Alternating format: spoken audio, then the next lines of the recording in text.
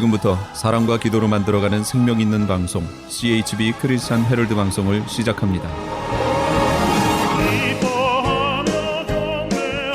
매일 새벽 4시, 매일 밤 11시 하루의 시작과 마무리를 함께하는 CHB 크리스찬 헤럴드 방송은 크리스찬 헤럴드 신문과 가장 인기 있는 기독교 정보를 담고 있는 www.christianherald.com 실하게 여러분 곁에 함께할 것입니다. 하나님께서 선물로 주시는 오늘 하루를 CHB 크리스찬 헤럴드 방송과 함께 소망으로 열면서 오늘도 하나님을 섬기며 영혼을 사랑하는 복된 하루가 되시기를 바랍니다.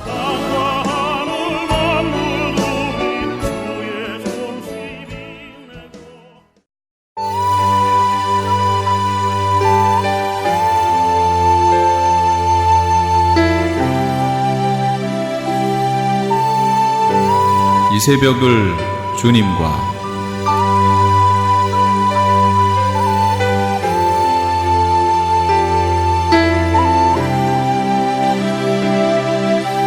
크리스찬 헤럴드 애청자 여러분 안녕하셨습니까? 한 주간을 시작하는 월요일 아침입니다.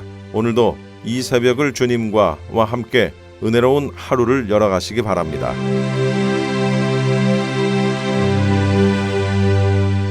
이 시간에는 먼저 남가주 실로암 장로교회 최경섭 목사님께서 마가복음 4장 26절로 29절까지를 본문으로 구원받은 자의 삶이라는 제목의 설교 말씀 해주시겠습니다. 땅에 와서 우리가 지금 천국 믿음의 선지자로 보십시다. 야, 우리나라에도 쉽게 말하면 지난번 말씀 주기철 목사님과 송혜한 목사님 그 외에도 많은 목사님들이 또 뭐 우리가 천주교지만 김대건 신부다 이승훈 등 순교자들 있잖아요.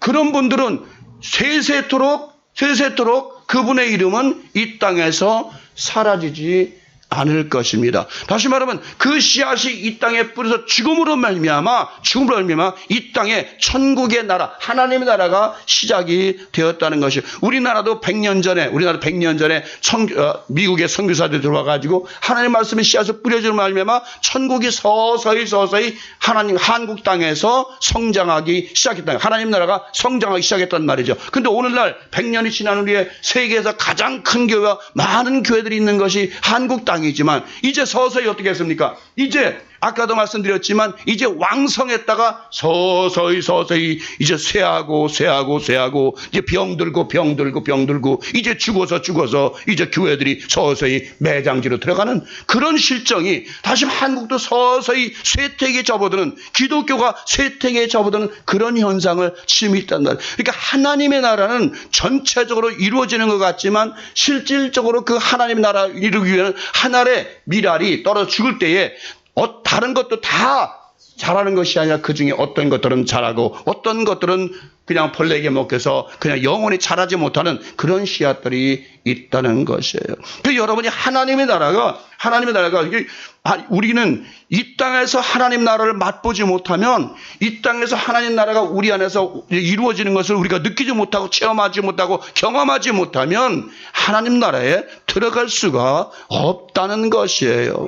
그 옛날 어렸을 때부터 그 듣는 얘기 저는 그래서 맨날 죽으면 천국 가고 예수 믿으면 천국 가고 안 믿으면 지옥 간다는 얘기 아주 그 말씀이 아주 귀에 탈토록 여러분도 많이 들었잖아요. 지금도 그렇게 전도하면 먹혀 들어갈까 안 먹혀 들어가요.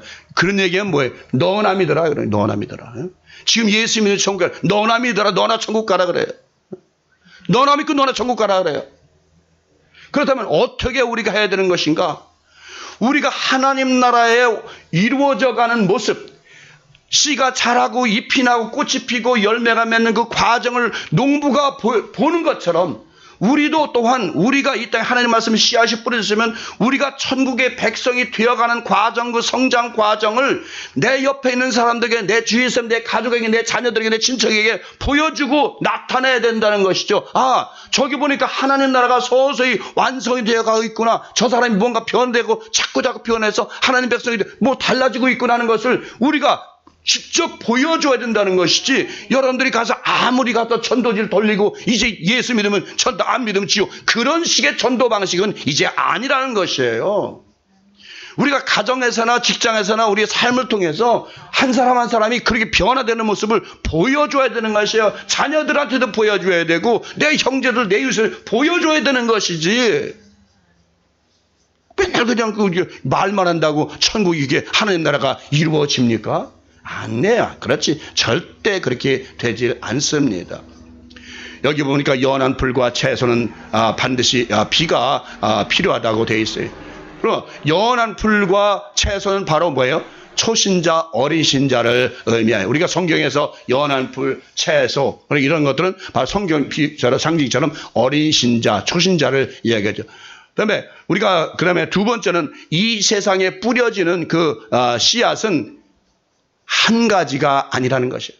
다시 말하면 선한 씨앗만 뿌려지는 것은 아니라는 것이에요. 여러분, 이 세상에는 두 종류의 씨앗이 자라고 있어요. 하나님이 두 종류의 씨를 뿌리셨어요. 저는 예레미야 31장 20절 28절에 볼까요?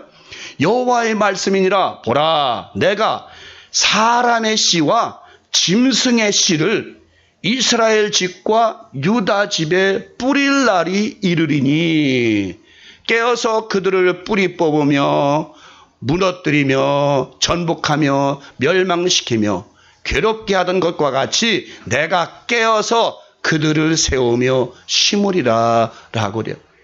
이 세상은 하나님의 형상과 모습을 닮은 사람과 하나님의 전혀 닮지 못한 짐승과 같은 사람들이 함께 살고 있다. 그래서 창세기 4장에 보니까 가인의 후예들이에요. 그죠? 가인의 5장에는 뭐예요? 하나님의 자녀들의 혈통이 거기에 나오고 있어요. 그래서 우리 사람이 저한테 그 선한 것이라는 게 무엇인가라고 우리는 그래요. 여러분이 선하다는 게 뭡니까? 선하다는 것, 착한 것, 선한 것입니까? 그냥 돈 달라면 여기 있어, 술 사달라면 여기 사줄게, 밥 달라면 여기 줄게, 옷 달라면 줘. 그것이 선한 것입니까? 그것만 선한 걸까요? 그 청년이 그래요. 젊은 청년이 예수님께 와서 선한 선생님이요. 그러니까 예수님께 뭐라 그래요? 어째 네가 나보고 선한 선생이라고 하느냐? 선한 분은 오직 하나님 한 분밖에 안 계시다라고 말씀하시잖아요. 자, 선하다는 의미. 우리는 저 사람 착해. 저 사람은 착해. 법 없어도 살 사람이야. 그러면 그 사람은 무조건 천국 가겠네요. 그죠? 법 없어도 살 사람이니까 착하니까 천국 갈 거 아니에요. 천국에서 선한 씨와 악한 씨라는 것은요, 여러분, 아무리 선해도 하나님을 예수 그리스도를 영접하지 않은 그것은 선한 자가 될 수가 없는 것이에요. 아무리 악한 자라도 예수 영접하고 변화되면 그는 선한 씨앗이 될 수가 있는 것이에요. 그래서 사도 바울이 그런 얘기 로마서에서 접붙임 얘기를 해요. 이제 그 돌감람나무와 참감람나무가 이 접붙임을 당해서 돌감람나무가 참감람나무가 되는 과정을 비유를 들어서 말씀하고 있는 것처럼 이 세상에는 예수 그리스도를 영접하지 않고 사는 사람, 여러분 지난번에 우리 여러분 보셨습니까? 유튜브에 뜬 것처럼 핫도그에 뜬 것처럼 우리 사람이 제가 읽어서 들었습니다만 어떤 스님이 아주 유명한 스님이 그랬다잖아요. 무덤가에서 평생을 수행했다잖아요. 평생을 수행하다가 죽어서 이제 매장지로 가려고 하는데 깨어났다는 거예요. 근데 가서 지옥을 봤다는 거예요. 그 사람이. 지옥을 갔더니 이거 자기가 그동안 존경했던 모든 스님들이 다 지옥에 와 계시더라는 거예요. 이게 무슨 일인가? 그동안 그렇게 유명한 대사라고 하던 사람들이 다 지옥에 와 있고, 그런데 이게 무슨 일이야? 깨어나서 보니까, 아니로구나. 예수를 믿지 않으면, 예수를 나의 구원주로 믿지 않으면, 어떤 선한 일을 하고, 어떤 수행을 하고, 어떤 고행을 해도 절대로 하나님 나라에 들어갈 수가 없구나 하면서 그가 깨닫고, 이제 그 아주 큰 간증하면서 바람을 일으킨다고 그러잖아요. 또한 제가 그 전에 어떤 동국대학교 스님이 한 분이 변화했더니 그분의 성도가 자기 신도만 해도 한국에 60만이라는 거예요. 근데 그분이 갑자기 하나님을 믿게 됐는데 그분의 설교가 얼마나 깊은지요. 물론 설교 스타일은 꼭 불경하는 스타일이에요. 근데 참 그분이 기독교를 개정하고 나서 얼마나 그분의 설교가 많은 사람들이 듣고 변화가 되는지 알 수가 없는 거죠. 그러니까 우리가 하나님의 자녀는 꼭 여기에만 있는 것도 아니고 저 절간에도 있을 수가 있고요. 저 아프리카에도 있을 수 있고 저 형무소에 지금도 저 형무소 악인들이 우글거리는 살인자들이 우글거리는 저 형무소에도 하나님의 씨앗은 있을 수가 있다는 것이에요. 하나님의 씨앗은 돌밭에서 자랄 수도 있고 자랄 수가 있는데 그것은 우리가 자라게 할 생각이 아니라 하나님께서 그를 자라게 하신다는 것이에요. 여러분, 이제 하나님이 우리에게 이제 우리는 두 종류의 우리가 있잖아요. 구원받은 자와 구원받지 못한 자. 또 지난번에 말씀드렸지만 또 말씀드리지만 구원받은 자 중에서도 특별 구원받은 자와 일반 은총으로 일반 구원받은 자, 일반 신자와 특별한 그 믿음의 선인지 있잖아요. 여러분 예수님께서 그러잖아. 이제 아브라함을 이제 불러냈어요. 그죠? 그때 많은 사람들이 있었지만 그 중에서 특별히 누가 물론 하나님께서 아브라함을 불러내가지고 아브라함을 통해서 너는 열국의 아비가 될 것이다. 믿음의 조상이 될 것이다. 아브라함을 통해서 이제 하나님께서 역사하기 시작했잖아요. 그 아브라함의 가족들이 전부 훌륭한 가족은 아니에요, 여러분. 그렇죠? 아브라함의 가족, 그 다음에 이삭을 통해서 이제 야곱과 에서가 나오죠. 여기에서 야곱도 12지파 나오죠. 그 모든 지파들이 다 훌륭한 가정이 아니라 그 하나님의 택하신 혈통은 그들은 이제 이 땅에 뿌려졌다는 것은 뭐냐면 아브라함을 통해서 이 땅에 거룩한 씨가 뿌려졌다는 것은 뭐냐면 이제 이들을 통해서 하나님 나라가 완성되어 가는 과정을 모든 후의 사람들에게 미래 사람들에게 보일 것이다라는 말씀이죠. 여러분 다윗이 여러분 잘 알지만 훌륭한 사람이지만 그 사람같이 음탕한 사람이 어디 없고 그 사람같이 나쁜 사람이 어디 있습니까? 그러나 하나님은 그를 내 마음에 합한 자라고 말씀하시고 계세요. 왜? 하나님께서 아브라함에게 약속을 했거든. 너희 자손을 통해서 다윗의 자손을 통해서 내가 영광을 얻으라고 말씀하셨기 때문에 하나님께서 그렇다고 해서 하나님의 선택받아서 아무렇게 살아도 되느냐? 그렇지 않아요. 하나님께서 선택과 특별 구원을 받은 사람은 거의 다가 삶 자체가 세상의 즐거움이 아니라 고난과 환난과 핍박이 항상 오게 되어 있는 것이에요. 우리 기독교인들 지금도 기도할 때 보면 하나님 축복해 주십시오. 하나님 뭔가 잘 되게 해 주십시오. 하는 그런 기도는 일반 저 세상 사람들이 마치 신만이가 저 산삼 캐러 가는 사람이 그 100일 기도할 때 오로지 산삼을 캐기 위해서 기도하는 것처럼 그런 기도나 다름이 없는 것이에요. 우리 기독교인이 진실로 기도하는 기도는 어떤 기도가 되냐면 내가 천국 백성으로서 성장할 수 있는 그런 기도, 내가 하나님 나라에 함께 동참할 수 있는 그런 기도, 주님과 늘 동접할 에녹까지 늘 동참하고 하나님과 늘 영적인 교제를 나눌 수 있는 그런 기도를 해야지.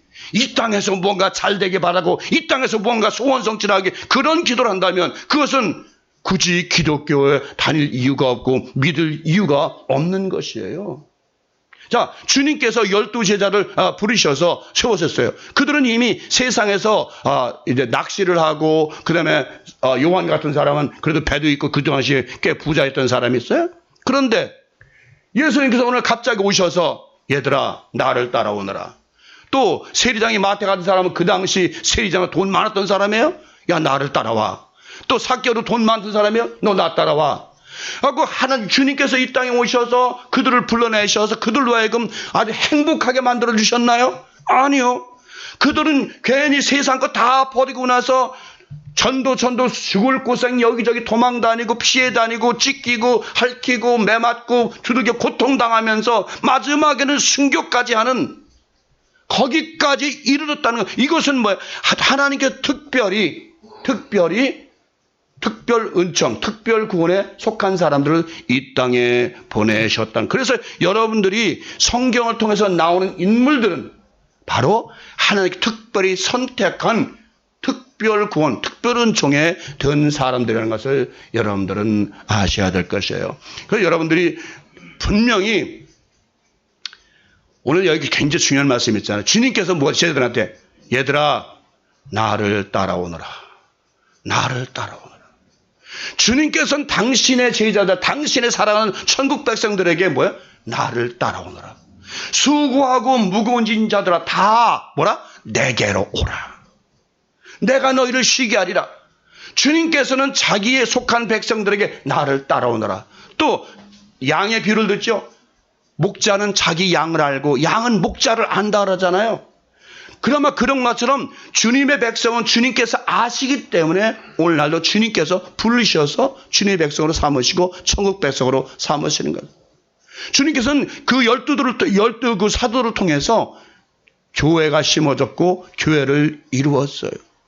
다시 말해 예수님께서는 이 땅에 오셔서 십자가에 달려 구원하시고 12제를 택하 이 땅에 심으신 것은 바로 오늘날 교회의 완성을 위해서, 교회의 성취를 위해서 12 제자를 이 땅에 놓으셨어요. 그들을 통해서 이제 교회가 세워지기 시작해서 오늘날 큰 전 세계 그리스도인 교회가 왕성히 선포되었잖아요. 그야말로 하늘의 겨자씨가 이 땅에 뿌려져서 큰 나무가 많은 새들 공중에서 깃들이는 큰 나무로 변화되다. 이것이 하나님의 나라라는 것이에요.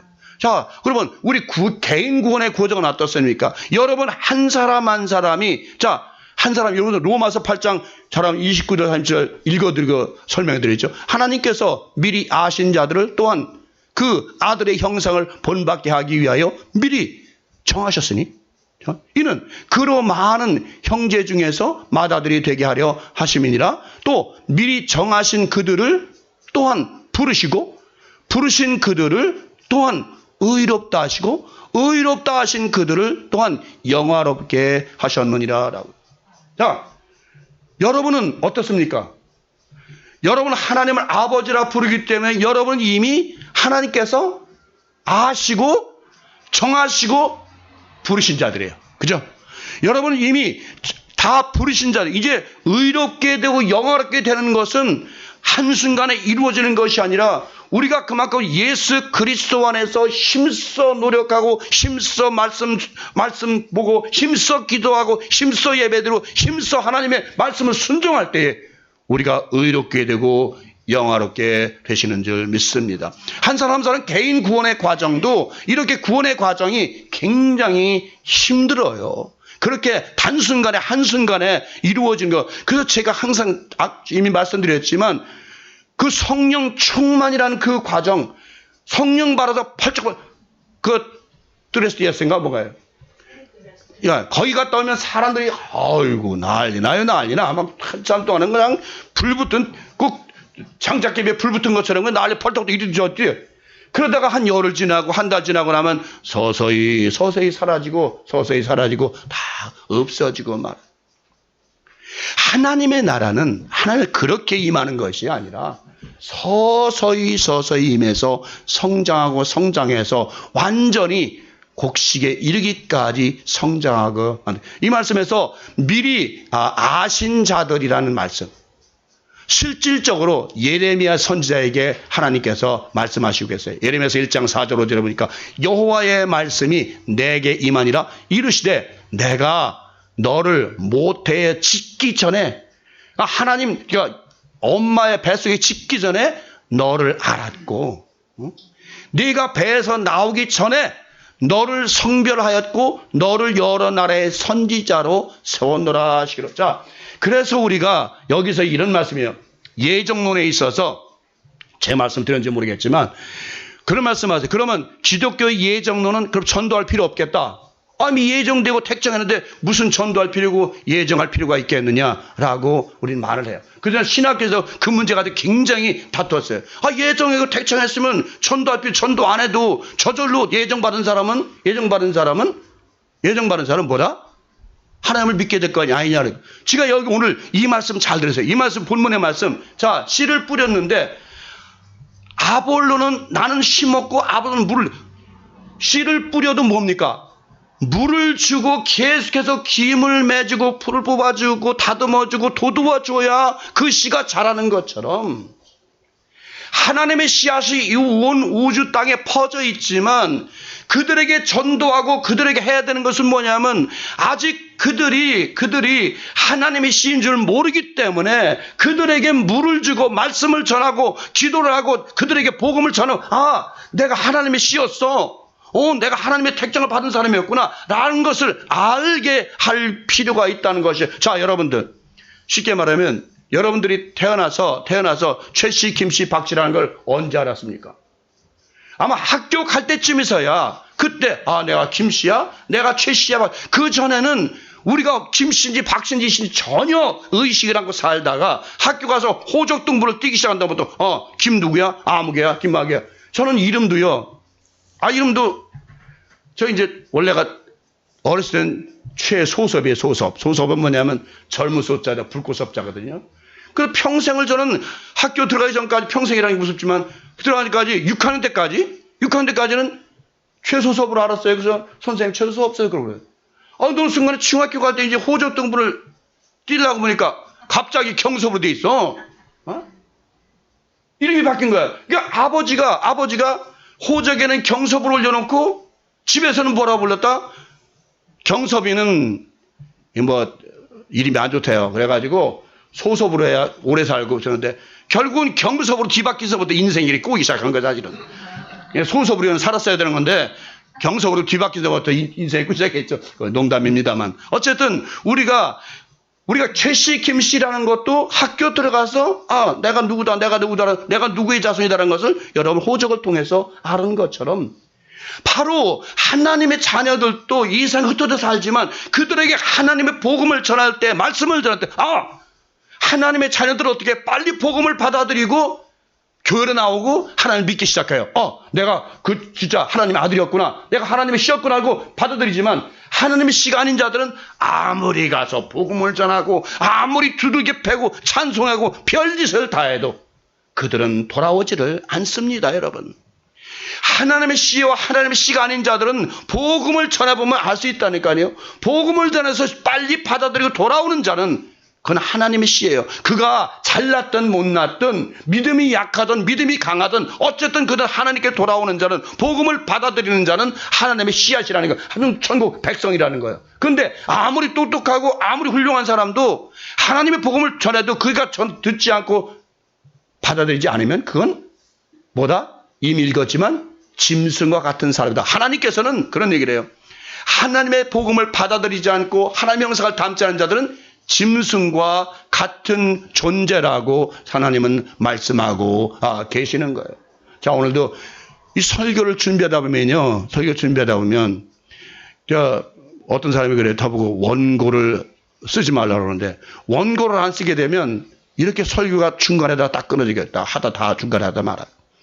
그 우리가 오늘 이 말씀을 통해서 시간이 거의 다 되기 때문에 정리하겠습니다만, 자, 오늘 하나님의 나라는 이미 이 뿌리 이 땅에서부터 시작된다. 이 땅에서 뿌려진 우리가 이 땅에 태어날 때부터 이미 하나님이 우리를 알게 됐기 때문에 이 땅에 뿌릴 때는 이미 우리 하나님의 자녀로 이 땅에 뿌리워졌다. 그렇기 때문에 여러분들은 누군가의 복음을 듣고 누군가의 전도를 받고 누군가에게서 하나님의 복음을 듣고 변화돼서 오늘날 여러분 이 교회에 와서 듣기 싫은 설교를 들으면서 그래도 하나님을 아버지라 부르고 주님을 나의 구속주라고 믿고 따르는 거 아닙니까? 왜?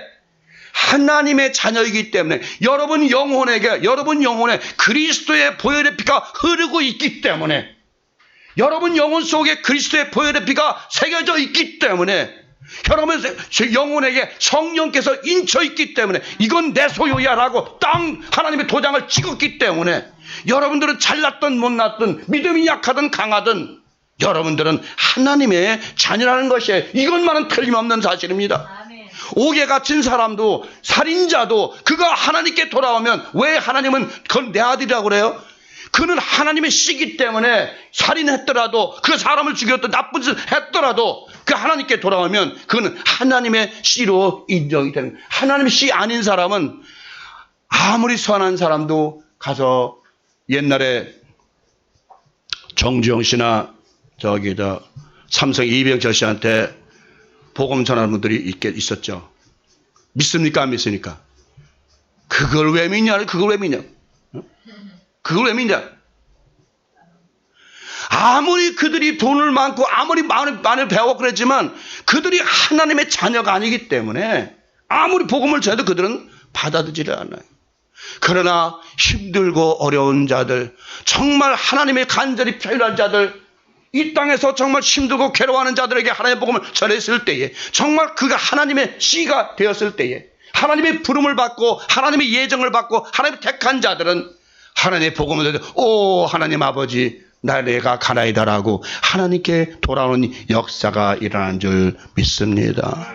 이미 여러분이 한국이나 미국 땅 모든 것은 하나님의 나라가 이미 시작이 됐고 완성이 되어가고 있는 입장이고, 여러분 개인 한 사람도 이제 하나님의 나라가 완성이 되어가고 있는 중간이에요. 여러분이 언제 완성이 될는지는 그건 모릅니다. 하나님만 아십니다. 나도 모르고 아무도 모릅니다. 오직 하나님만이 우리가 언제 곡식알이 완전히 단단한 곡식이 되어서 하나님 나라의 천국 국가에 들어갈지는 하나님만 아시는 거예요. 아직 우리가 지금 아직도 땅에 있는 건지 싹이 난 건지 줄기가 있는 건지, 여러분 줄기신앙인지 잎신앙인지 꽃신앙인지 이삭신앙인지 아직도 알지 못하지만 하나님은 아시기 때문에 우리를 곡식을 매라될 때까지, 우리가 나달이 될 때까지, 완전한 추수꾼에 의해서 추수가 될 때까지는 하나님께서는 우리를 계속해서 자라게 하시고 우리를 이끄시고 우리에게 물을 주시고 우리를 함께 하신다는 것이에요. 저도 여러분들에게 말씀을 전하는 것이 아니라 씨를 뿌린 거예요. 이 씨는 뿌려졌지만 저는 물을 주는 자에 불과합니다. 여러분에게 다시 기억나게 하고 여러분에게 그 말씀을 다시 기억나게 하고 생각나게 하는 것뿐이지, 제가 무슨 자격으로 말씀의 씨앗을 뿌리는 그런 사람이겠습니까? 저는 아볼로와 같이 저는 물 주는 사람입니다. 오늘날 많은 사역자들은, 많은 목사님들은 씨를 뿌리는 것이 아니라 물을 줘야 되는 것이에요. 그 물은 어떤 물을 줘야 되면 생수를 쏟아부어줘야 돼요. 더러운 물, 찌꺼기 물, 냄새나는 물이 아니라 정말 깨끗하고 정수된 물, 깨끗한 물을 씨에 뿌려줘야 그 씨가 잘 자라는 것이지, 썩어진 물, 냄새나는 독한 물을 뿌리면 그 씨가 자랄 수가 있겠습니까? 사랑하는 여러분, 이제 여러분들은 하나님의 에덴 동산에 심겨질 아름다운 이제 나무들이고, 그리고 그 곳간에 들여질 나달입니다. 그러나 아직도 여러분은 성장해야 될 줄 믿습니다. 저도 성장해야 되고 여러분도 성장해야 되고, 여러분이나 저나 그 나달이 될 때까지, 단단한 곡식이 될 때까지, 천국 곳간에 들여질 때까지 조금도 방심하지 말고 늘 깨어서 기도하는 여러분과 제가 되시기를 성부와 성자와 성령 이름으로 간절히 축원을 드립니다. 지금까지 남가주 실로암 장로교회 최경섭 목사님의 설교 말씀을 들으셨습니다. 남가주 실로암 장로교회는 939 사우스 그래머시 드라이브에 위치하고 있으며 전화번호는 323-998-7064 323-998-7064번입니다.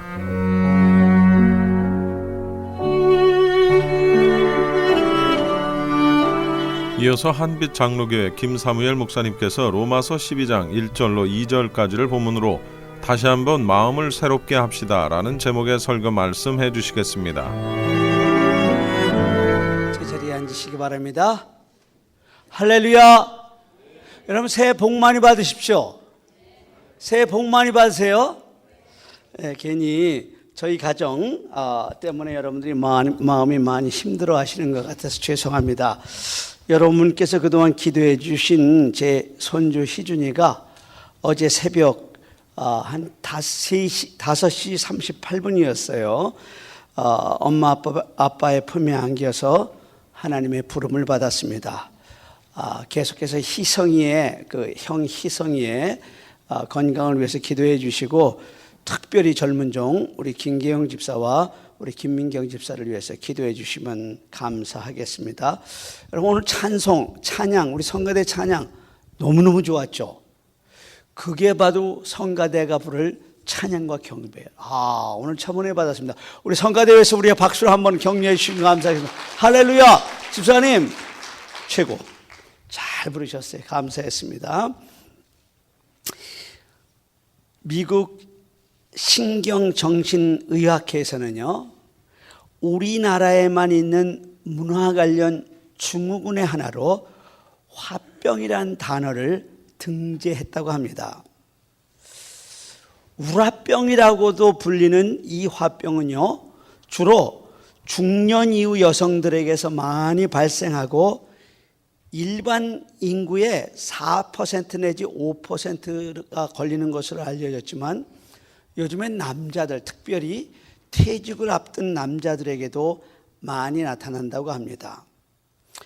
화병은 주로 심리적 문제로 발생하는 것인데 억울한 감정을 제대로 발산하지 못하고 억제하는 가운데서 일어나는 그 분노의 감정이 우라로 나타나는 그런 현상이라고 합니다.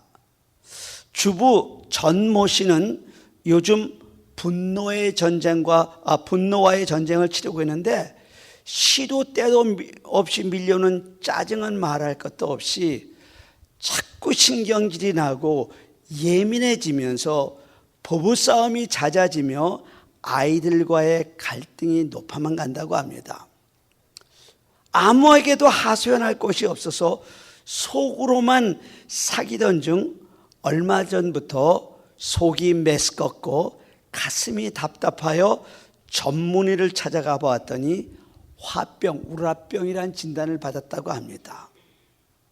이런 화병은 주로 환경적인 요인이나 외부적인 요인으로 발생하지만 우리 민족은 한이 많아서 한민족이라고 얘기하고 한의 민족이라고 하는 우리 민족, 그것도 중년 이후의 여성들에게 많이 나타난다고 합니다. 그 이유는 개인의 성격적 특성상 속상하고 억울하고 분하고 증오스러운 등의 감정을 표출하지 못하고 이 가슴에다 차곡차곡 쌓아놓기 때문에 그렇다고 합니다. 근데 여러분, 기도와 찬양, 즉 예배가 이런 화병의 치료와 예방에 탁월한 효과가 있다는 결과들이 속속 나오고 있습니다. 과학적으로도 증명된 것이 사람이 예배할 때, 특별히 찬양할 때, 그리고 기도할 때 사랑의 호르몬이라고 불리는 옥시토신이 우리 몸에서 많이 분출되며 이 옥시토신은 사람의 마음을 평안하게 하고 훈훈하게 하며 너그럽게 해준다고 합니다. 실제로 목회를 하다 보면요, 저 사람의 저 성격으로 저 환경에서 살면은 그야말로 숨이 막혀 죽을 것 같은 사람인데도 늘 마음이 따뜻하고 편안한 사람이 있습니다. 그 사람은 틀림없이 기도와 찬양, 예배에 열심인 사람입니다. 여러분, 우리의 믿음이 무엇입니까? 이마고 데이. 우리는 하나님의 형상대로 지음받은 하나님의 백성이라는 그런 믿음이 아닙니까? 또한 성령의 충만의 체험은 이런 고백들이 그저 우리의 입술의 고백으로 머물지 않고 실제적인 우리의 삶 가운데서 우리가 역경을 당하고 우리가 고난을 당하고 그리고 억울함에 직면할 때 삶의 의미를 부여하고 우리에게 삶의 활력소를 제공해 줍니다. 그래서 많은 부류의 사람들 중에서 그래도 화병이 가장 적은 부류의 사람들이 바로 크리스찬으로서 찬양과 예배와 기도를 드리는 사람들입니다. 이 한 해 여러분 예배를 회복하십시다. 특별히 찬양 그리고 기도를 통해서 우리의 삶이 더욱 강건해지고 풍성해지기를 간절히 바랍니다. 한번 따라해 보시기 바랍니다. 마음을 새롭게 하라. 프랑스의 철학자 미셸 몽테뉴는요, 부유는 각 사람의 마음가짐에 달려있다. 사람은 마음먹기에 따라 행복하게 살기도 하고 불행하게 살기도 한다 말했습니다. 또한 신라곤의 저자인 영국의 존 밀턴도요, 마음이 천국을 만들기도 하고 지옥을 만들기도 한다고 했습니다. 미국의 윌리엄 제임스도 마음가짐을 통해서 그 인생까지 바꿀 수 있다고 했습니다. 여러분, 마음이 얼마나 중요한지 모릅니다. 왜 우리가 하나님의 형상대로 지음받은 사람들이 왜 행복하지 못하고 하나님의 축복받을 기회를 상실하고 하나님의 축복을 잃어버리고 살까? 그것은 마음의 준비가 안 돼서 그래요. 우리가 잘 아는 남아프리카 공화국의 최초의 대통령을 지내던 넬슨 만델라, 지금은 돌아가셨죠.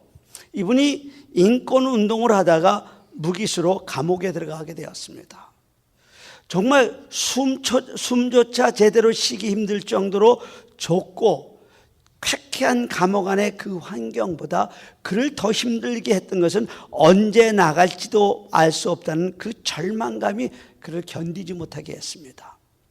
그런 그가 하루는 교도소 소장을 찾아갔습니다. 그리고 이런 부탁을 합니다.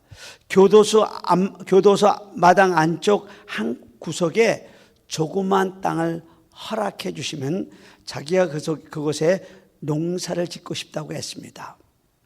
교도소 소장이 그리 나쁘진 않은 일이라고 생각되어 그에게 교도소 구석에 조그만 자투리탕을 허락해 주었습니다. 그 땅은 사람들의 관심조차 머물지 않습니다. 그야말로 가래와 소변과 쓰레기와 오물만 버려져 있었던 곳인데 만델라는 그것을 깨끗하게 치우고 그리고 갈고 엎어서 고추와 양파를 심었다고 합니다. 그리고 정말 정성을 다해서 가꾸었습니다. 그때 감옥에는 만델라와 같이 들어온 무기수들이 있었는데 그들은 언제 나갈지도 알 수 없고 언제 죽을지도 모른다는 절망감으로 정말 무력하게 지나다가 한 사람씩 병에 걸려 죽어갔습니다. 그러나 만델라는 농사를 지으면서 27년간이란 긴 옥살이를 오히려 마음의 여유를 찾았고 평강을 누리는 가운데 정적을 향했던 그 미움이 용서와 배려할 줄 아는 마음으로 바뀌게 되었고 그는 마침내 건강한 모습으로 그야말로 얼굴에 환한 미소까지 띄우면서 그 감옥에서 나오게 되었고 남아프리카 첫 흑인 대통령이 되었습니다. 그는 감옥에서 배운 그 용서와 배려로 흑백 갈등을 없애는 통합정책을 썼으며 그는 임기를 마치고 1993년에는 노벨 평화상까지 수상하고 세계 모든 사람들의 존경을 받는 지도자가 되었습니다. 하나님의 말씀 잠언 4장 23절은 이렇게 얘기합니다. 모든 지킬 만한 것 중에 더욱 내 마음을 지키라. 생명의 근원이 이에서 남이라 그렇게 말씀하십니다. 여러분, 재물 지키는 것 중요하겠죠? 또 건강을 잃으면 모든 것 다 잃어버린다고 하죠. 그러나 여러분의 마음을 지키시기를 간절히 바랍니다. 왜냐하면 마음이 병들면 재물도 건강도 아무 소용이 없기 때문에 그렇습니다. 그러나 마음을 잘 지키는 사람은 건강하게 장수하며 재물도 얻고 그리고 성공하여 행복한 삶을 살게 되기 때문에 그렇습니다. 성경 말씀을 보면은요, 하나님께서 기뻐하시는 마음을 감사하는 마음이라 그렇게 얘기를 합니다.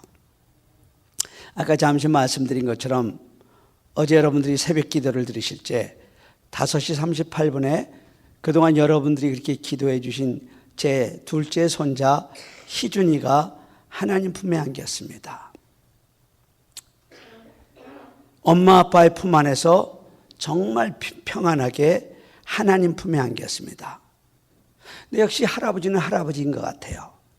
오열하는 아들과 딸을 보면서 손주보다는 그 아들 김계영 집사와 며느리 김민경 집사가 더 걱정스러운 거예요.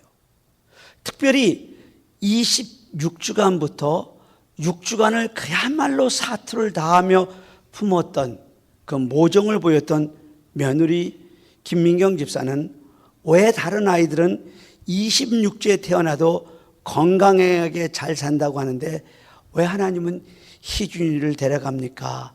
하며 통곡을 했습니다.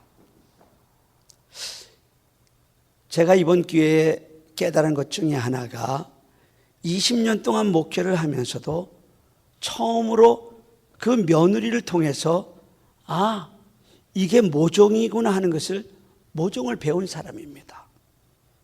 제가 뭐라고 대답할 수 있겠습니까? 저만큼 고난에 대한 설교를 많이 한 사람이 어디 있습니까? 그러나 고난은 역시 하나님만이 아시는 신비요, 하나님이 인간을 다스리는 요술방망이와 같은 신비입니다. 그러나 그런 며느리와 아들에게 지금 이 시간 제가 분명히 해줄 수 있는 대답이 있습니다. 그것은 지금은 죽은 자로 슬퍼할 때가 아니라 산 자로 감사해야 할 때이며 이것이 믿음으로 사는 것입니다. 또한 지금은 마치 앞이 보이지 않는 캄캄한 한밤중 같지만 조금 후에 우리는 분명히 이렇게 선포할 것입니다. 모든 것을 합력하여 선을 이루시는 분이 우리 하나님이시구나. 여러분 그렇습니다. 인생이 가장 힘들고 어려울 때 주님을 바라보세요. 주님은 당신이 충분히 감사할 조건들을 많이 남겨놓으셨어요. 우리 하나님은 이 모든 것, 우리가 가진 이 아픔까지도 합력하여 선을 이루시는 분인 것을 믿으시기를 간절히 바랍니다. 잃어버린 것으로 아파하고 슬퍼할 것만이 아니라 이 시간에도 여러분에게 남겨주신 그 감사할 조건을 붙잡고 감사하는 여러분과 제가 되기를 간절히 바랍니다. 하나님을 사랑하는 자, 곧 그의 뜻대로 부르심을 입은 당신에게 모든 것이 합력하여 하나님은 선을 이루실 것입니다. 여러분 마음을 담대하게 하십시오. 강하게 하십시오. 그리고 마음을 새롭게 하십시오. 지난 한 해 에벤에셀의 하나님께서 우리를 보호하시고 우리와 함께 해주셨습니다. 지난 한 해 그랬던 하나님이 이 새해에도 임마누엘 우리와 함께 하시는 그 하나님이 우리를 지켜주시고 우리를 보호해 주실 것을 믿습니다. 임마누엘 늘 주님이 함께 한다는 이 믿음을 가지고 날마다 승리하시기를 간절히 바랍니다. 오늘 2절 한번 우리 같이 읽어볼까요? 2절입니다. 본문 2절입니다. 시작. 너희는 이 세대를 본받지 말고 오직 마음을 새롭게 함으로 변화를 받아 하나님의 선하시고 기뻐하시고 온전하신 뜻이 무엇인지 분별하도록 하라. 한번 따라 하시기 바랍니다. 너희는 오직 마음을 새롭게 하라. 이 말씀은요, 사도 바울이 로마 교회 성도들에게 한 교훈의 말씀입니다. 당시 로마 교회 성도들은 예수 그리스도를 믿고 그리스도인들이 되었지만 여전히 죄악된 세상에 예습관을 버리고 악한 삶을 살던 사람들이었습니다. 우상숭배, 술취함, 방탕, 타락, 질투와 시기로 인한 다툼이 끊이지 않았습니다.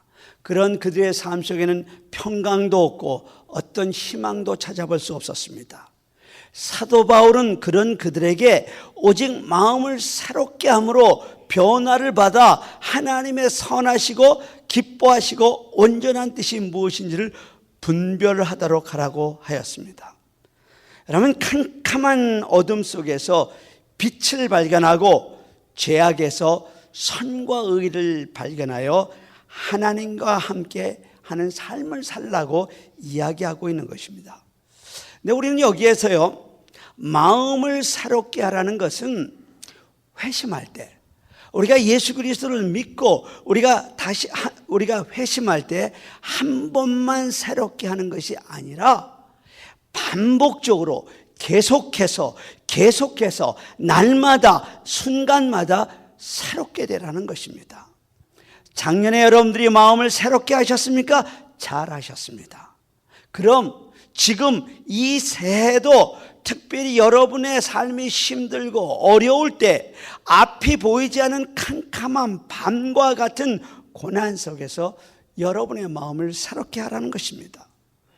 작년보다 올해 더 마음을 새롭게 하고, 지난달보다 이달에 더 마음을 새롭게 하고, 지난주보다 이번 주, 어제보다 오늘, 이렇게 항상 우리의 마음을 새롭게, 새로운 결심과 각오를 가지고 살아야 한다는 것입니다. 우리가 처한 환경이 아무리 힘들고 어려워도 세상의 가치관이 무너지는 것 같고 흔들리는 것 같고, 그리고 불경기가 계속되는 불황 속에 있다라 하더라도 우리는 이 세상, 이 세대를 바라보지 말고 하나님의 도우심을 바라보아야 합니다. 하나님의 약속의 말씀을 붙잡아야 합니다. 하나님이 함께 하시면 하나님께서는 반드시 우리에게 하나님의 선하고 기뻐하시는 뜻을 깨닫게 하시고 그 뜻을 따라 형통한 삶을 살게 하실 것입니다. 여러분들에게 정말 다시 한번 마음을 물처럼 쏟으며 여러분에게 권면드립니다. 여러분, 이 새해는 마음을 새롭게 하십시오. 환경 바라보지 마세요. 하나님만 바라보십시오. 너희를 향한 나의 생각을 내가 안 하니 평안이요 재앙이 아니라 너희에게 미래와 희망을 주신 것이라는 그 하나님의 음성을 들으시기를 바랍니다. 여러분, 분명히 명심하십시오. 해가 바뀌어 2015년이 2016년이 되었다고 해서 여러분들이 절대로 새로워지는 것이 아닙니다. 새해는 새로운 생각, 새로운 결심, 새로운 마음의 자세로 맞이하는 사람만에게만 주어지는 그것이 새해가 되는 것입니다. 모든 사람이 새해가 되면 새로운 소망을 갖게 되겠죠. 새해는 좋은 일만 하며 살게 해달라고, 건강하고 행복하게 살게 해달라고, 부자가 되게 해달라고 얘기하겠죠. 그러나 한 해를 살고 보면 우리가 경험하는 것은 지난해와 똑같은 생활, 그런 생활을 반복했고 달라진 것은 하나도 없다는 것입니다. 왜 그럴까요? 왜 우리가 소망대로 되지 못하고 왜 행복한 삶을 살지 못했을까요? 왜 우리는 반복되는 후회를 계속하고 있을까요? 한 가지 이유는 마음의 변화가 없었기 때문입니다. 그래서 생각도 변하지 않았어요. 행동도 변하지 않았어요. 삶도 변하지 않았어요. 그런 삶 가운데서 무슨 새로운 역사가 일어나겠습니까? 마음의 변화를 가져야 합니다. 계획과 삶의 의미도 모르고 그냥 한 해 한 해 하던 일 그대로 하고 아무런 의미도 없이 살기 때문에 매년 새해를 맞이했다고 와하며 서로가 떠들썩하게 새해 인사를 그리고 새해 복을 빌지만 그게 무슨 의미가 있겠습니까? 거기에 무슨 발전이 있겠습니까? 그러면서 후회하는 생활을 반복하는 것입니다. 여러분, 이 시간 마음을 새롭게 하시기를 간절히 바랍니다. 새로운 마음이 없다면 당신은 해가 바뀌었지만 또다시 묵은 해를 살아가게 될 것입니다. 신라곤의 저자 존 밀턴은요, 마음이 지옥을 천국으로 바꾸고 천국을 지옥으로 바꾼다고 했고요. 또한 잠언 17장 22절에서는 마음의 즐거움은 양약이라도 심령의 근심은 뼈를 마르게 한다고 했습니다. 문제는 우리 마음에 새 마음이 있느냐 하는 것입니다. 다시 한번 마음을 새롭게 하셔서 이 새해를 정말 의미 있게 새롭게 사는 여러분과 제가 될 수 있기를 간절히 바랍니다. 근데 이 새로운 마음은 어디서부터 시작되는가? 회개로부터 시작되는 거예요. 하나님은 에스겔서 18장 30절을 통해서 바벨론의 포로로 잡혀가 있는 유다 백성들에게 이렇게 말씀하십니다. 주 여호와의 말씀이니라. 이스라엘 족속아, 내가 너희 각 사람이 행한 대로 심판할지니라. 너희는 돌이켜 회개하고 모든 죄에서 떠날지어다. 그러한즉 그것이 너희에게 죄악의 걸림돌이 되지 아니하리라. 유다 백성은요, 하나님을 떠나 우상을 숭배하고 죄악을 범함으로 하나님의 심판을 받아 느부갓네살에게 멸망당하고 이제 많은 백성들은 바벨론으로 포로로 잡혀갔습니다.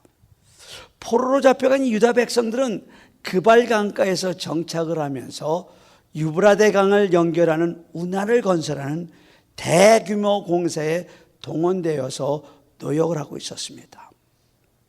그들은 피곤하고 지치고 힘들어서 하나님, 우리가 무슨 죄를 지었다고 우리를 이렇게 고생시킵니까? 하며 하나님을 원망했습니다. 그러면서 그들은 아비가 신 포도를 먹었으므로 아들이 이것이다는 속담을 들어서 이 모두는 우리 조상들의 죄 때문이라고 하나님은 불공평하다고 원망하였습니다. 그러나 에스겔 선지자는 너희들이 당하는 그 고통은, 유다 백성에 임한 이 심판은 너희들 각개인의 범죄에 대한 하나님의 징계라고, 조상 탓하며 핑계하지 말라고, 회개하라고 선언하고 있습니다. 하나님은 돌이켜 회개하고 마음과 영을 새롭게 하는 자를 구원해 주시고 회복시켜 주신다고 선언하고 계십니다. 여러분 중에 혹시 지금 당하고 있는 그 고통, 여러분의 환경, 불경기가 오래가는 것까지도 여러분 조상 탓하는 분 안 계십니까? 부모 탓하고 남의 탓하는 사람들은 안 계십니까? 아닙니다. 내가 잘못했기 때문입니다. 내가 지은 죄 때문입니다. 이것을 깨달아 회개하고 마음의 새로운 각오를 할 때, 그때부터 하나님의 회복의 역사가 시작되는 것입니다. 여러분, 고난에서 승리하는 성경적 원리는 회개에 있습니다. 이사야 선지자도 이사야서 55장 7절에서 이렇게 선언합니다. 악인은 그 길을, 불의한 자는 그 생각을 버리고 여호와께 돌아오라. 그리하면 그가 긍휼히 여기시리라. 우리 하나님께로 나오라. 그가 널리 용서하리라. 회개란 잘못된 길에서 바른 길로 돌아서는 것을 얘기합니다. 하나님께서는요, 회개하는 자를 구원해 주십니다. 하나님께서는요, 회개하는 자를 불쌍히 여기십니다. 하나님께서는요, 회개하는 자를 용서해 주십니다. 또한 하나님께서는 회개하는 자에게는 내리시려는 그 재앙도 거두어가 주십니다. 거기에다가 성령까지 주신다고 하고 있습니다. 이 새해, 이 첫 시간에 먼저 우리가 살아왔던 삶을 뒤돌아봅시다. 그리고 새해에는 그런 것들을 다 버리고 잘못되고 삐뚤어진 삶을 버리고 깨끗하고 올바른 삶을 살아가기를 간절히 바랍니다. 여러분, 믿음이 정말로 필요한 사람들은 회개하는 사람들이에요. 믿음의 사람은 회개하는 사람들이에요. 자기의 죄를 인정하고 용서를 비는 사람, 그 사람이 믿음의 사람입니다. 그리고 하나님이 원하는 사람이 그런 사람입니다. 우리 모두는 이 새해 죄악을 떠나야 합니다. 이제 몸과 마음과 영을 새롭게 하여 하나님 앞에 나아가시기를 간절히 바랍니다. 문제가 있어요. 문제가 있어요. 우리가 늘 느끼는, 경험하는 문제가 있어요. 그것은 우리 인간은 절대로 스스로를 새롭게 할 수 없는 존재라는 거예요. 그래서 다윗은 시편 51편 10절에서 하나님이여, 내 마음속에 정한 마음을 창조하시고 내 안에 정직한 영을 새롭게 하소서 했습니다. 다윗은 여러 시편에서 하나님 내 속에 새로운 영을 주시옵소서, 성령을 주셔서 저를 새롭게 만드시고 저의 인생을 변화시켜 주시옵소서, 저 혼자 힘으로는 할 수 없사오니 하나님 저를 도와주시옵소서 하나님 앞에 기도하였던 것입니다. 또한 에스겔서 36장 26절에서 또 새 영을 너희 속에 두어 새 마음을 너에게 주되 너희 육신에서 굳은 마음을 제하고 부드러운 마음을 줄 것이라고 하였습니다. 새 영, 곧 하나님의 성령을 통해서만 우리가 돌 같은 우리의 마음이, 굳은 우리의 마음이 부드럽고 온유하고 새롭게 될 수 있다는 것입니다.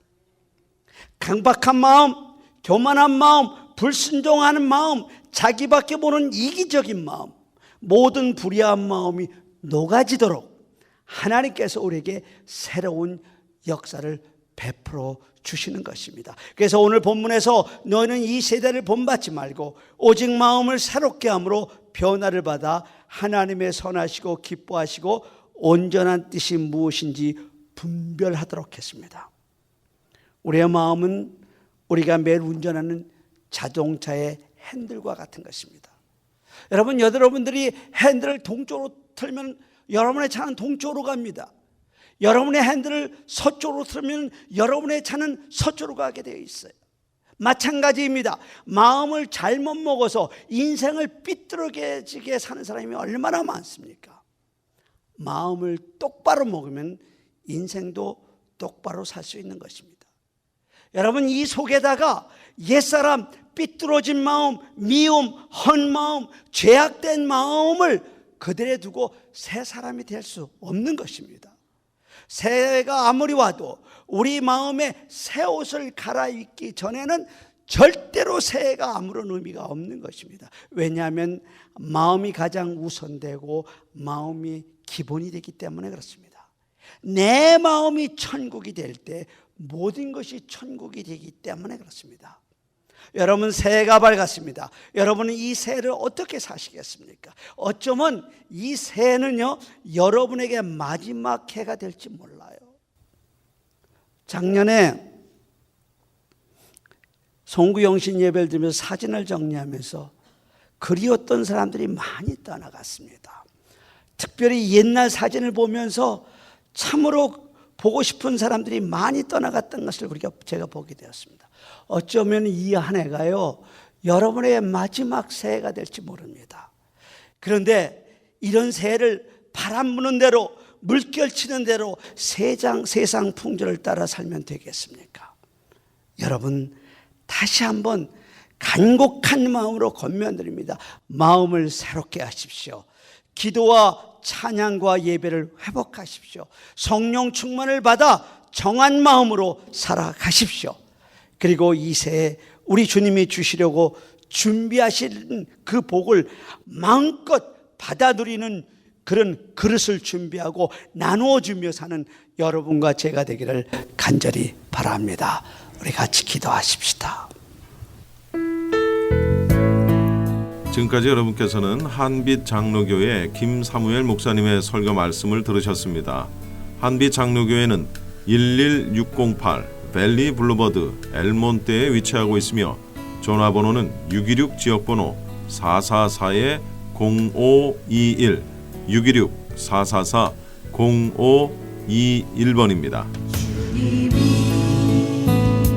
주신 땅으로 한 걸음씩 나아갈 때에 수많은 적들과 견고한 성이 나를 두렵게 하지만 주님을 신뢰함으로. M3를 아십니까? 무슨 병에 걸렸던지 큰 효과를 준다는 신비한 영양제. 혈액에 영양을 공급하여 힘이 생기니까 피곤하지 않고 이제는 지팡이 없이 걸을 수 있다고 많은 분들이 간증을 합니다. 혈액 해독, 기력 회복, 뼈 골수 영양 공급, 심장, 뇌, 혈전 용해. 유태인 회사가 제조한 특수 영양제. M3. 혈액 순환을 잘 되게 하는 최고급 영양제. M3. 크던 작던 아픈 곳이 있다면 M3. 213-435-9600, 213-435-9600번입니다. 정직한 마음으로 권해드립니다.